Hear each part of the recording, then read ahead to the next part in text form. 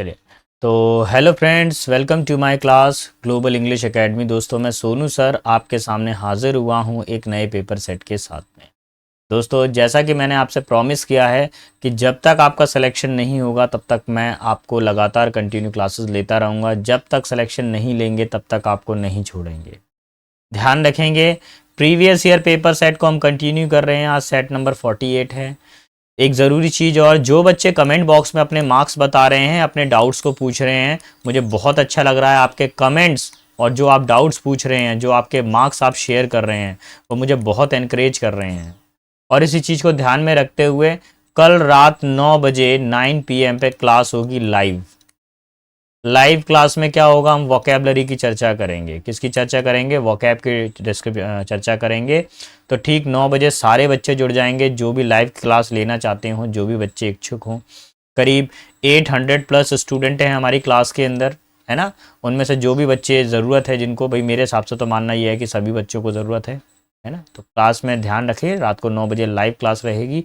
सारे बच्चे मेरे साथ में जुड़िए, आपका वोकैब का टेंशन मैं ख़त्म कर दूंगा। एक ज़रूरी चीज़ और, बच्चे काफ़ी दिनों से मेरे को कमेंट कर रहे हैं कि सर वो वोकैब कहाँ है, क्या कहाँ पर है, क्या इंपॉर्टेंट है, क्या नहीं है। मैंने बेटा अपने टेलीग्राम चैनल पर कल और परसों दोनों दिन मैंने वन वर्ड सब्स्टिट्यूशन का शेयर कर दिया, ईडियम एंड फ्रेसेस शेयर कर दिया, और सिनोनिम एंड एंटोनिम्स का एक पीडीएफ फाइल मैंने शेयर कर दिया। देखिए, ये वो बेसिक वोकैबुलरी मैंने शेयर कर दिया जो कई बार एसएससी एग्जाम में रिपीट होती है और डिफरेंट एग्जाम में रिपीट होती ही आई है। एटलीस्ट आपको वो वोकैब याद होना कंपलसरी है। अगर आपको वो याद हो जाती है तो आपका सिलेक्शन कन्फर्म हो जाता है। क्योंकि मैंने भी जब अपना एसएससी प्री दिया था तो बेटा मैंने सिर्फ वही वोकैब पढ़ी थी, और मेरा 2023 एसएससी प्री मेरा क्रैक है। मेंस मेरा नहीं हो पाया बेटा, मेंस में बहुत मेहनत लगती है, तो प्री तो हमने क्रैक कर दिया। ठीक है, तो हम भी मेहनत कर रहे हैं कंटिन्यू, आप भी करते रहिए। तो चलिए, तो दोनों मिलकर सेशन को शुरू करते हैं और देख लेते हैं क्या क्या है इस सेशन के अंदर। ये रहा question number 1।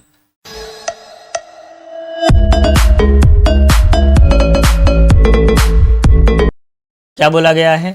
Select the most appropriate synonym of the underline word. जो वर्ड अंडरलाइन है उसका आपको प्रॉपर सिनोनिम आपको बताना है। तो पहला वर्ड देखिए, I may sound crazy but I am not imbecile. देखिए, मैं पागल हो जैसा दिख सकता हूँ लेकिन मैं मूर्ख नहीं हूँ, लेकिन मैं पागल नहीं हूँ, मैं मूर्ख नहीं हूँ। इम्बेसिल का मतलब कहता है मूर्ख। अच्छा, सेज का मतलब क्या होता है? सेंट, यानी ऋषि मुनि कोई हो। क्रेडिबल का मतलब क्या होता है? जिस पे हम विश्वास कर सकते हो, रिलायबल।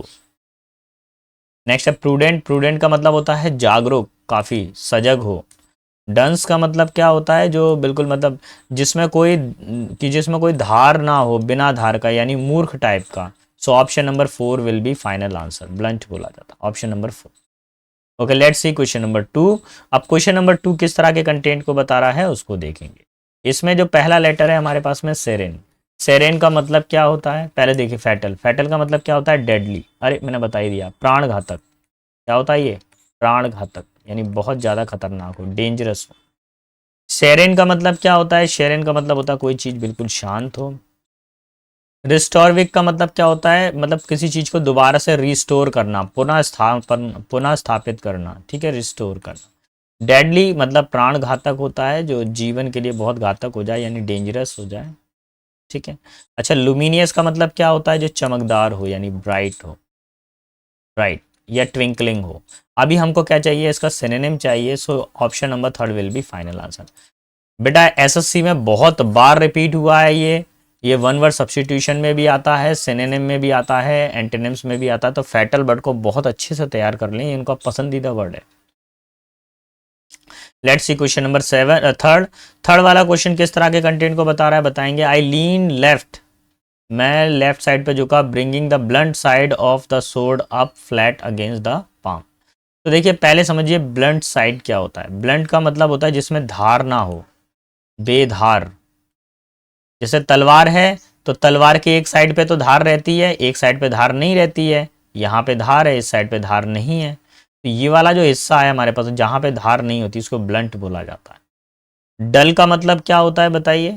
डल का मतलब कैसा व्यक्ति होता है? जो काफी ज्यादा डिसअपॉइंटेड हो, निराश हो, होपलेस हो। ठीक है।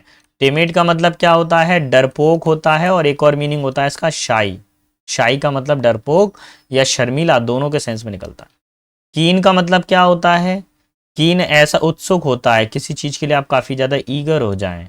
और शार्प का मतलब क्या होता है? जिसमें धार हो। तो अभी हमको क्या चाहिए यहाँ पर? अच्छा अच्छा, एक मिनट रुको, एक मिनट रुको। क्या बताना है इसका हमको? इसका बेटा हम लोगों को बताना है, सिनोनिम बताना है ना। अच्छा, धार हो या कोई तेज हो। अब जरा चेक कर लूँ जरा मैं, धार वाला तो बनेगा नहीं। कीन, ईगर, ये भी नहीं बनेगा। टिमिड, डरपोक है, वो बेधार है, नहीं। देखिए सुनिए, यहाँ पे बेधार का मतलब क्या है? जो डल है, जो कैसा है? निराशापूर्ण है, जिसमें कोई आशा नहीं है। तो यहाँ पर option number 1 will be the suitable answer for it. ठीक है, ऑप्शन 1 टिक करेंगे। मैं एक्चुअली इसको क्या समझ रहा था? एंटोनिम समझ रहा था, इसलिए मैं शार्प की तरफ जा रहा था। नहीं, option number 1 will be final answer. Let's see question number 4। देखिए, कोशिश मेरी ये है कि कम समय में मैं आपको ज़्यादा से ज़्यादा कंटेंट दे सकूं, इसलिए मेरे वीडियो लेक्चर में इधर उधर की बातें कम होती हैं, अप टू द मार्क बात होती है। बढ़ें आगे की तरफ। ठीक है, अगर आपको लग रहा है कि सर हमारे लिए मेहनत कर रहे हैं, हमारे लिए अच्छा कंटेंट लेकर आ रहे हैं, हमारा कुछ इम्प्रूवमेंट हो रहा है, तो प्लीज़ चैनल को लाइक, शेयर और सब्सक्राइब करना ना भूलिएगा, क्योंकि आपके लाइक, सब्सक्राइब और आपके कमेंट्स ही हमको आगे बढ़ने में मदद करते हैं। तभी हमको लगता है कि भाई और करना चाहिए, कि हमारे बच्चे इस चीज़ की डिमांड कर रहे हैं, हम उसको पूरा करें। विविशियस का मतलब क्या होता है? ऐसा व्यक्ति जो काफ़ी ज़्यादा दिमाग से शातिर हो। प्रिविलेज का मतलब क्या होता है? प्रिविलेज का मतलब होता है किसी को स्पेशल राइट्स दे देना। स्पेशल राइट्स यानी विशेष अधिकार किसी को दे देना। जेंटल का मतलब क्या होता है? जो काफ़ी ज़्यादा सॉफ्ट हो, कोमल हो। पुअर का मतलब गरीब। और इन्फ्लुएंशियल का मतलब क्या होता है? जो काफ़ी ज़्यादा अफेक्टिव हो, प्रभावशाली हो। तो अभी क्या करना है आपको, बताइए। अभी आपको क्या चाहिए? अगर कोई शातिर व्यक्ति है तो उसका उल्टा क्या हो जाएगा? जेंटल, मतलब विनम्र व्यक्ति है। ऐसा व्यक्ति क्या है? पोलाइट है, शातिर नहीं है। तो option number 2 will be final answer. Let's see question number 5। 5 क्या कह रहा है? वन हु कलेक्ट्स कॉइन, ऐसा व्यक्ति जो सिक्कों को इकट्ठा करता हो। प्लीज इसको स्टार मार्क कीजिए, इसको रट लीजिए। एसएससी का पसंदीदा क्वेश्चन है। अब मैं ज्यादा बड़ी बात तो नहीं कह रहा, 2024 के अंदर किसी ना किसी शिफ्ट के अंदर ये जरूर देखने को मिल जाएगा। हर साल आता है ये, 2018 से उठा लीजिए, एमटीएस में हर साल पूछ रहा है किसी ना किसी शिफ्ट में। बस बाय लक आपकी शिफ्ट में आ जाए तो आप बहुत ही सौभाग्यशाली हैं। बिब्लियोफिल वो होता है जो व्यक्ति क्या करता है? बुक्स को कलेक्ट करता है। कलेक्ट्स बुक, कलेक्ट्स बुक, किताबों को कलेक्ट करे। निमिस्मेटिस्ट वो होता है जो क्या करता है? कॉइन्स को कलेक्ट करता है। कलेक्ट्स कॉइन, सिक्कों को एक संग्रह करने वाला। फिलेटलिस्ट वो होता है कलेक्ट्स, जो क्या करता है? डाक टिकट, यानी जो टिकट होते हैं, पोस्टल टिकट्स, उनको कलेक्ट करने वाला, डाक टिकट। और एंथुसियास्ट कौन होता है? एंथुसियास्ट वो होता है जो काफ़ी ज़्यादा एनर्जेटिक हो, जोशपूर्ण हो। ठीक है, अभी हमको क्या चाहिए? One who collects coin. Coin को इकट्ठा करने के लिए कौन सा ऑप्शन हो जाएगा? Option number 2। This will be our final, हाँ, option number 2 will be our final answer. Clear?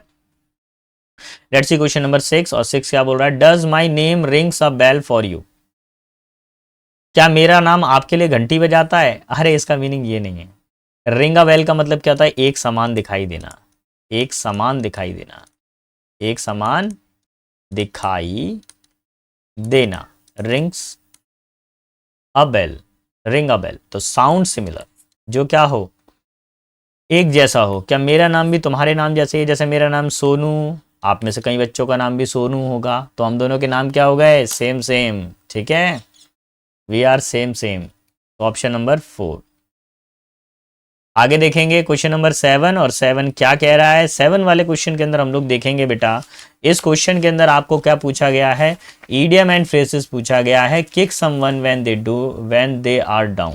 ठीक है, किसी को लात मारना जब वो पहले से ही गिरा हुआ हो, यानी कि क्या होना? वो व्यक्ति पहले से ही परेशानी में है और आप जाके उसको पीट रहे हो, आप उसको दोबारा से लाते मार रहे हो। तो ऐसी परिस्थिति, to cause further trouble to someone already in difficult situation. ठीक है, मैं थोड़ा सा इस साइड को हो जाता हूं तो जिससे आप ये 4th वाले सेंटेंस को प्रॉपर पढ़ सकें। पढ़ो भैया, जल्दी जल्दी पढ़ो।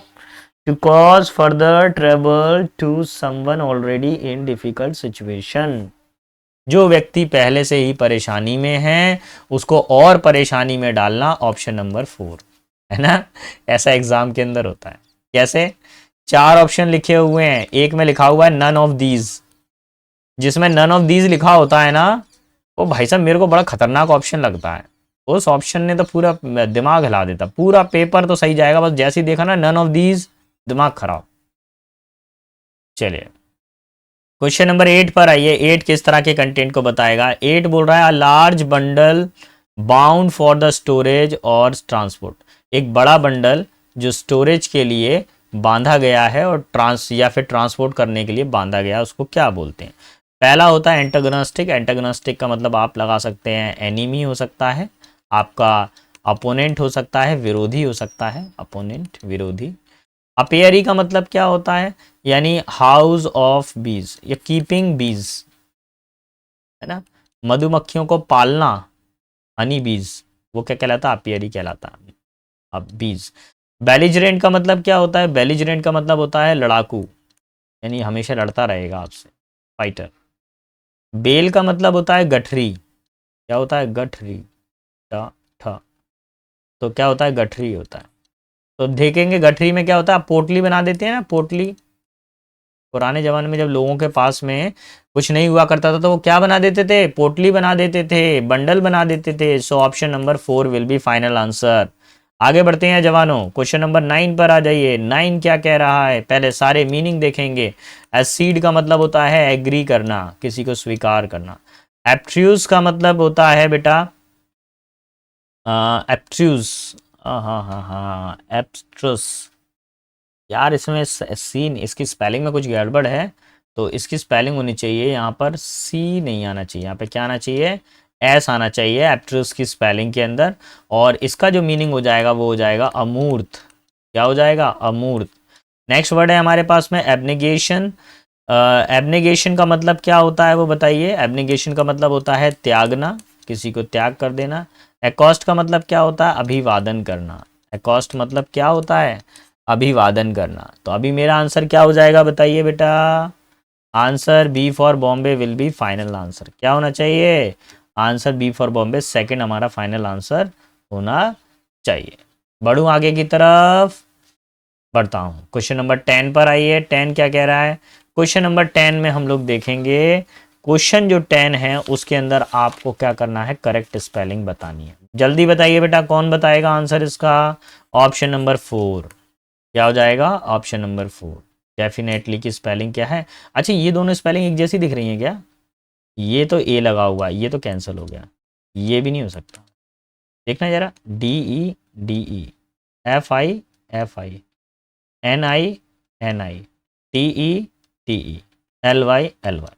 भैया ये दोनों तो स्पेलिंग सेम हो गई, तो बेटा इसके अंदर मेरे से क्या हो गया? ये मिस टाइपिंग हो गई है। वहाँ एसएससी डिपार्टमेंट ऐसा नहीं करने वाला है, वो तो बिल्कुल साफ साफ लिख के देगा। तो अगर आपका ऑप्शन नंबर 2 भी अगर आपने टिक किया है तो दोनों ही आंसर आपके सही होंगे, ऑप्शन 2 और ऑप्शन नंबर 4। लेकिन एसएससी केवल एक ही मौका देगा, एक ही ऑप्शन आपको करके देगा। ये मिस टाइप हो गया है मेरे से, है ना। आगे बढ़ूँ मैं आगे की तरफ, ऑप्शन नंबर 11 पर। 11 देखिए क्या बोला है? All the problem awkward because she does not here my words and follow the instruction. देखिए सारी समस्याएं जब ही उत्पन्न हुई हैं जब उसने मेरी बात को नहीं सुना। ये सेकंड फॉर्म है। ये कौन सी फॉर्म है? प्रेजेंट फॉर्म है। इसको आपको पास्ट फॉर्म में कन्वर्ट करना पड़ेगा, डिड नॉट में। ठीक है, मैंने बोला ना पैरेलल कंस्ट्रक्शन बराबर होना चाहिए। कंजंक्शन है ये, बिकॉज क्या है? कंजंक्शन, कंजंक्शन के इस साइड पे जो फॉर्म होगी वही इसके बाद में होगी।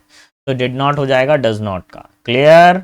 आगे बढ़े, क्वेश्चन नंबर 12 पर आइए। 12 क्या कह रहा है? The laws of nature are, laws लगा हुआ है, आर लगा हुआ है, ठीक है।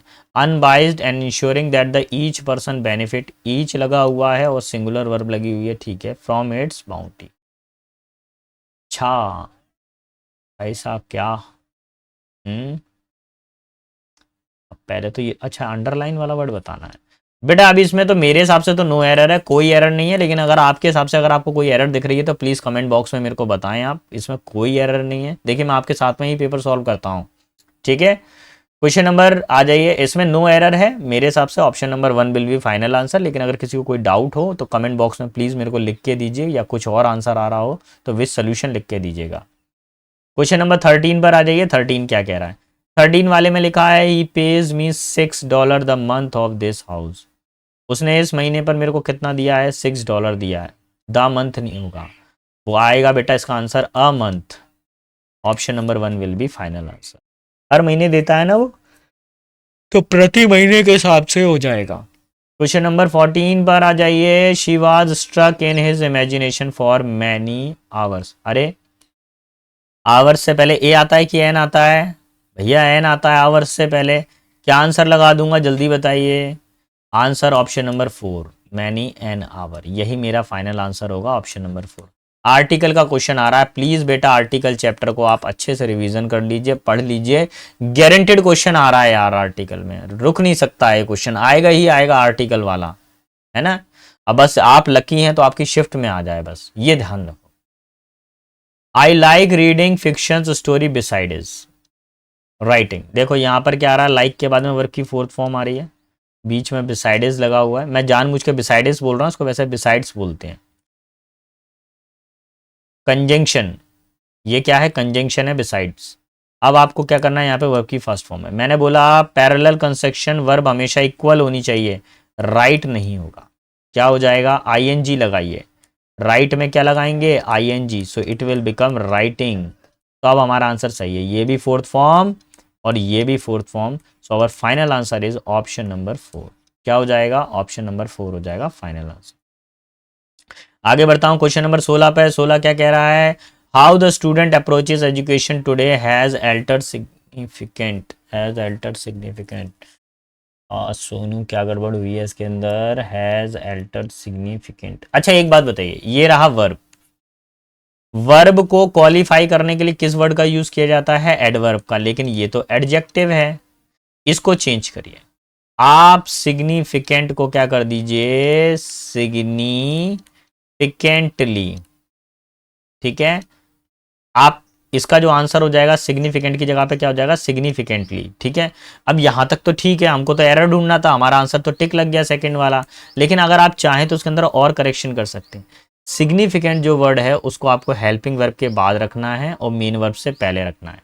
ये जो एल्टर्ड है, अगर एल्टर्ड को उठा के अगर आप यहाँ पे रख देंगे ना, सिग्निफिकेंटली एल्टर्ड, तो सेंटेंस थोड़ा और अच्छा हो जाएगा। तो क्या सर मैंने सेकंड वाला टिक किया, ये गलत है क्या? बिल्कुल गलत नहीं है, हमको तो एरर ढूंढना है, हमको थोड़ी ना सेंटेंस को इधर का उधर एक्सचेंज करना है, सोल्यूशन थोड़ी ना बताना है। Option number 2 will be final answer, ठीक है। आगे देखेंगे, क्वेश्चन नंबर 7 पर आ जाइए। 7 क्या कह रहा है? रेस्क्यूअर है used a special device for finding people dash in collapse building. अब भैया रेस्क्यू करने वाले थे, रेस्क्यू मतलब बचाव दल, बचाव दल ने क्या किया? स्पेशल डिवाइस का प्रयोग किया लोगों को पता करने के लिए कोलैप्स बिल्डिंग, यानी जो इमारत गिर चुकी थी। अब देखिए किसी इमारत के अंदर क्या होगा, बिल्डिंग गिर गई है तो लोगों का कैसी स्थिति होगी देखते हैं।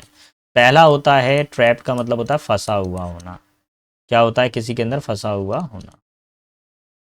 कॉन्कर्ड का मतलब क्या है? जिसको हमने विजय प्राप्त कर लिया है ना, जिसको हमने जीत लिया है, विक्ट्री कर लिया, जिस पर हमने फतेह हासिल कर लिया, विन कर लिया। जिस ब्लॉसम्ड का मतलब क्या होता है? ब्लॉसम्ड का मतलब होता है जो मतलब काफ़ी खुश मिजाज हो, ग्लॉसी चमकदार हो काफ़ी, है ना, हैप्पी मूड, है ना, खुश हो काफ़ी, ब्लॉसम। नेक्स्ट है हमारे पास में एक्सीडेड। अब एक्सीडेड का मतलब क्या होता है? एक्सीडेड का मतलब होता है अत्यधिक, है ना, exceed, more than limit, limit से ज़्यादा, एक्सीडेड। अभी हमको क्या चाहिए? बिल्डिंग में क्या होंगे? लोग फंसे हुए होंगे, सो option number 1 will be final answer. Clear? Question 18 पर आइए। अब 18 क्या कह रहा है इसको समझ लिए। If nature dash to degrade the world economy output will suffer. Please बेटा ये वाला फॉर्मूला लिख लीजिए, आप याद रखें। अगर सेंटेंस की शुरुआत में इफ आता है तो उसके बाद में या तो वर्ब की फर्स्ट फॉर्म आती है या फिफ्थ फॉर्म। फिफ्थ फॉर्म मतलब जिसमें ऐसे एस लगता है, कॉमा लगेगा बीच में, और सेकंड साइड पे क्या आ जाएगा? विल, शैल और वर्ब की first form. Please please please please बेटा हाथ जोड़ के निवेदन है, ये वाले इफ वाले कंस्ट्रक्शन को अगर आप एसएससी का पेपर दे रहे हैं तो इफ से बनने वाले जितने भी फॉर्मूले हैं वो सारे याद कर लो, जिसमें से एक फॉर्मूला ये आ गया।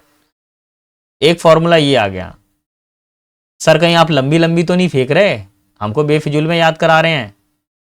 अरे नहीं बेटा, एक अपने पुराने अनुभव से आपको कह रहा हूं, मैं एक लंबे समय से इस फील्ड के अंदर हूं। आप बिलीव कीजिए, इफ वाला कंसेप्ट 101% आएगा, और अगर नहीं आया तो आप मेरे इसी वीडियो के अंदर लिख के भेजना कि सर आपने बोला था 2024 के अंदर ये नहीं आया। किसी ना किसी शिफ्ट में ये जरूर मिलेगा। आप मेरे को कमेंट करके बताना कि सर नहीं आया, आप इतनी लंबी लंबी फेंक रहे थे। बेटा आएगा गारंटेड ये कंस्ट्रक्शन, आप इसको रट्टा लगाइए अच्छे से। क्या करना है, इफ के बाद में वर्ब की फर्स्ट फॉर्म या फिफ्थ फॉर्म, और विल शेल के बाद में क्या आएगी, वर्ब की फर्स्ट फॉर्म। याद रखें बेटा, मैं ऑफलाइन में ही बच्चों को याद करवाया है। ऑफलाइन वाले तो पार निकलेंगे अब की बार, फिर मेरे को सिलेक्शन मिलेगा ऑफलाइन में। करीब 10 से 15 सिलेक्शन तो मेरे को ऑफलाइन में मिल जाएंगे एसएससी के अंदर।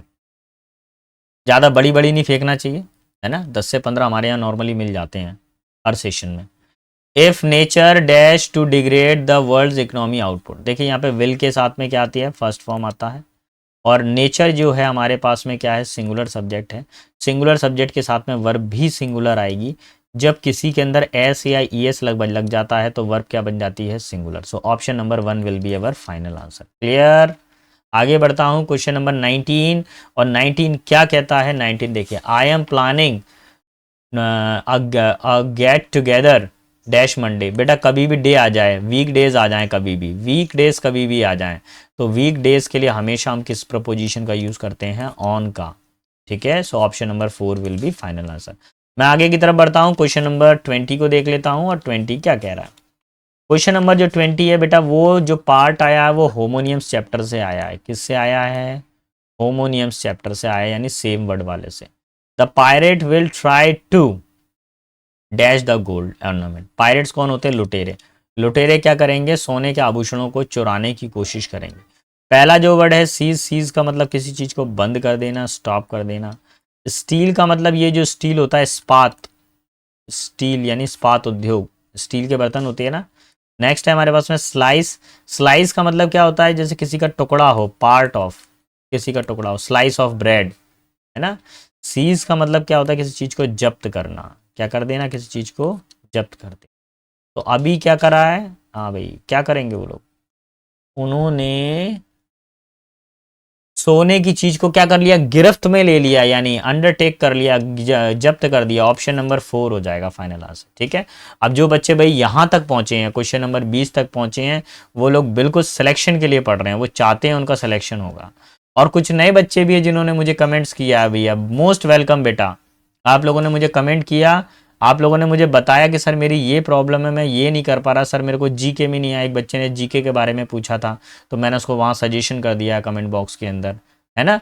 तो अगर आपको मेरे से प्लीज़ इंग्लिश का ही पूछें, बाकी सब्जेक्ट्स का ना पूछें, है ना, क्योंकि मैं इंग्लिश में एक्सपर्टाइज रखता हूँ, तो आप उसी का पूछें। आपको उसमें कोई भी डाउट आ रहा हो तो वो मैं क्लियर कर सकता हूँ। अदर सब्जेक्ट के बारे में मैं आपको सिर्फ एक डायरेक्शन दे सकता हूँ, but I can not say that I am the expert person of that particular field. Okay, let's see another one. If you see here we are going to face the question number 21. So let's see. No matter how, कोई इससे कोई फर्क नहीं पड़ता, how dash time you dash to improve your mental and emotional health. इससे कोई फर्क नहीं पड़ता कि आपने अपने इमोशनल और मेंटल हेल्थ को इम्प्रूव करने में कितना समय दिया है। तो सुनिए ध्यान से, यहां पर आएगा मच, हाउ मच टाइम होता है हमेशा। Option number 1 will be final answer. ठीक है, 22 पे देखिए, यू डैश टू, तो ध्यान रखिए कभी भी समय देना, यानी कि समय को क्या किया जाता है, डिवोट किया जाता है। Option number 4 will be final answer. आपने कितना समय दिया है। You will still need the company of dash to feel the function at your best. आपको अपनी कंपनी में आपको क्या करना होता है, अभी भी आपको कंपनी की ज़रूरत है, जिससे लोगों की ज़रूरत है, जिससे आप अपने को अच्छा महसूस कर सकें और आप अच्छे से काम कर सकें। तो यहाँ पर क्या हो जाएगा, अदर्स, कंपनी ऑफ किसकी कंपनी होगी, अदर्स, दूसरे लोगों की कंपनी, दूसरे लोगों का सहयोग। यहाँ पे कंपनी मतलब सहयोग है। Option number 4। नीड्स, फिर क्या बोल रहा है, human are social dash with emotion needs for relationship and positive connection to other. देखिए मानव जो क्या होता है, वो एक सामाजिक प्राणी होता है, और जिसको क्या होता है, रिश्तेदारों की ज़रूरत होती है और पॉजिटिव कनेक्शंस की ज़रूरत होती है। ठीक है, तो सोशल क्या है, वो क्या है, सामाजिक प्राणी हैं, यानी क्रिएचर है। So option number 1 will be final answer. आगे बढ़ता हूं मैं। We are not mean to survive, we are not mean to survive dash alone thrive and isolation. हम लोग ऐसे नहीं बने हैं कि हम केवल अकेले ही विकास कर सकते हैं, हम हमेशा ग्रुप में रहते हैं। ह्यूमन हमेशा किस में रहता है? ग्रुप में रहता है। वो ग्रेगेरियस होता है, सोशल होता है ना। हम लोग हमेशा ग्रुप में रहते हैं, हम अपने फैमिली के साथ रहते हैं, फादर मदर ब्रदर सिस्टर सारे रिलेटिव्स के साथ में। तो मानव कैसा प्राणी है? वो ऐसा प्राणी है जो ग्रुप में रहता है। तो ध्यान रखें, एक होता है लेट अलोन। क्या होता है? Let alone. लेट अलोन का मतलब क्या होता है? को छोड़कर। ठीक है, हम समाज को छोड़कर विकास नहीं कर सकते। अब सुनिए ध्यान से। सेट नंबर 49 था, कल रात को 9 बजे मैं लाइव मिलूंगा आपको वोकैबलरी के साथ में, इंपॉर्टेंट वोकैब के साथ में आपको लाइव मिलूंगा। जो बच्चे भी जुड़ना चाहें, जो भी बच्चे इंटरेस्टेड हों, है ना, वो मेरे से जुड़ सकते हैं। किसी पे कोई दबाव नहीं है, लेकिन हाँ, उस क्लास को अटेंड करोगे तो कुछ ना कुछ आपको बेनिफिट ज़रूर ज़रूर ज़रूर मिलेगा। ठीक है बेटा, मैं उम्मीद करता हूँ आपको काफ़ी कुछ समझ में आया होगा। फिर भी अगर किसी बच्चे को डाउट है तो प्लीज़ कमेंट बॉक्स के अंदर मेरे को लिखें, अपने डाउट्स को पीछे पूछें। अगर आपका सिलेक्शन नहीं हुआ तो हमारा पढ़ाना ही बेकार है यार। ठीक है, तो बेटा बेस्ट ऑफ लक, मिलते हैं नेक्स्ट वीडियो में कुछ नए कंटेंट के साथ में। और ध्यान रखें, रात को क्लास 9 बजे लाइव रहेगी। Best of luck. Yeah.